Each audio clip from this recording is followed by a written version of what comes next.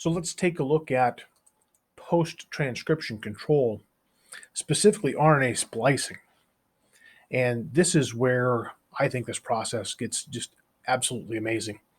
That certainly it's been, especially the eukaryotic system, has been remarkably complex. But the RNA splicing will just blow you away. So again, briefly review of RNA splicing after RNA transcription. So you've got your initiation, your elongation, your termination. After the termination of that RNA transcript, we're going to go about splicing the RNA so that we're only including those portions that are needed for the protein. So we're going to get rid of the introns, we're going to keep the exons, and let's take a quick look. So in this instance, not only do we have parts of the transcript that aren't going to be particularly used. So here we have exons that are going to be included. However, in between we have introns that are not going to be included. But now, take a look at this. It's absolutely amazing. So it's possible for the messenger RNA that is translated to include different parts of the same transcript. So this piece of RNA could possibly be spliced into all 5 of those exons. That produces protein A. If we only use specific exons, only parts of that transcript, here we're leaving out the red exon number 3.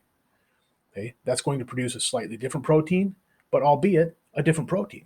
Remember, the shape of a macromolecule determines its function. These 2 proteins are shaped differently, thus we'll have a different function in a living system.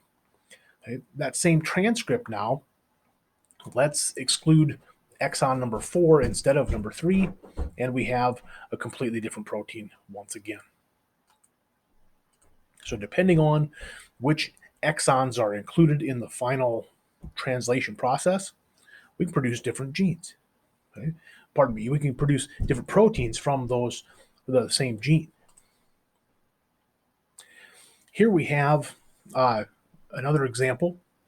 Notice here the RNA transcript that is spliced is going to produce numbers 1, 2, 3, and 5. So exon number 4 is excluded. Okay. But here we're working on 1, 2, 4, and 5.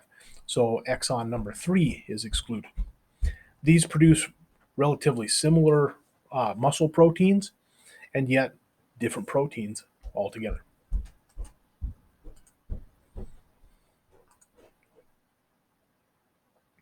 Now, the next thing we're going to take a look at is non-coding RNA's role. So those things that don't produce a protein, those what are referred to as ncRNAs. Okay, what